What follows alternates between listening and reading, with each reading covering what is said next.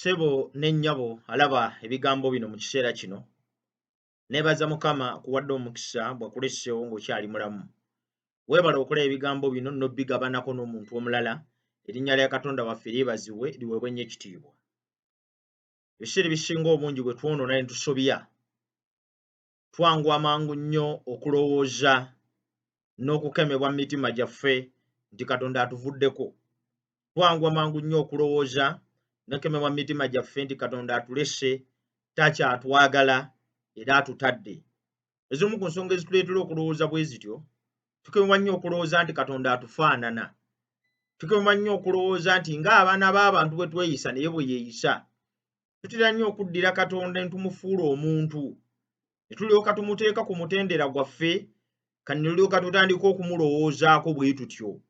Bwe nanyiizanga maama n'akola bw'ati, bwe nnyiiza mukwano gwange ankola bw'ati, ekitegeeza ne Katonda bw'atyo bw'afaanana. Naye nina kye njagala otegeere ku Katonda, gw'ali eyaweddemu amaanyi n'essuubi era anafuye olw'embeera z'obulamu bwo n'engeri gy'otambulamu. Mu kitabo kya Isaaya essula ya 5 mu ennyunyiro lw'ekkumi, alina ebigambo ebikulu by'ayogera wano. Agamba nti kubanga ensozi zirivaawo n'obusozi buliggyibwawo, naye ekisa kyange tekirikuvaako, so endagaano yange ey'emirembe teriggyibwawo, bw'ayogera Mukama akusaasira. Isaaya 5:10 agambye nti kubanga ensozi zirivaawo n'obusozi buliggyibwawo, naye ekisa kyange tekirivaawo, n'endagaano yange gye nalagaana nange, gye nalagaana naawe ey'emirembe teriggyibwawo, bw'ayogera Mukama. Mmanyi nti obulamu bwo busobya n'oggwaamu amaanyi. Mmanyi nti waliwo ebikwesibyeko ng'oyagala okubireka naye nga bikyalemye. Mmanyi nti waliwo ky'oddiŋŋana nga jjo walowooza nti okirese ero n'okiddamu. Mmanyi nti waliwo bye wagwamu ng'oli mu kulega ku bulumi obuli mu kubikola. Mmanyi nti waliwo ensobi ze watambuliramu era n'onenyezebwa nnyo, era abakwetoolodde ne bakuboola n'okukusindiikiza ne bakusindiikiza, n'okusuula ne bakusuula. Naye ng'oli mu mbeera ey'okuggwaamu amaanyi, ng'oli mu mbeera ey'okuggwaamu essuubi, ng'oli mu mbeera ey'obunafu, ng'owulira amaanyi gakuweddemu eyo yonna gy'oli, ng'enzikiza ekutte era nga yeetoolodde obulamu bwo, njagala nkujjukize nti Mukama endagaano ye tevaawo.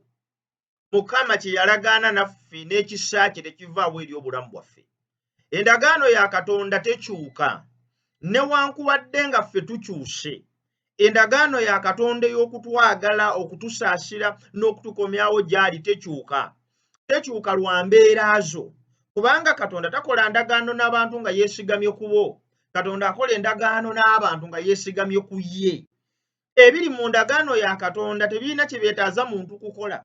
Ebiri mu ndagaano ya Katonda byetaaga Katonda ye kukola. Naakwagalanga, naakusaasira, naakusembeza, naakuwonya, naakununula. Tafuddeyo ki ky'oli, tafuddeyo ki ky'ofaanana, tafuddeyo embeera zo zifaanana zitya, kubanga endagaano ya Katonda teyeesigamye ku ggwe ky'oli, yeesigamye ku kiki ky'ali. Takyukakyuka, kye kisa kye kiva kisigalawo ebbanga lyonna ery'obulamu bwo.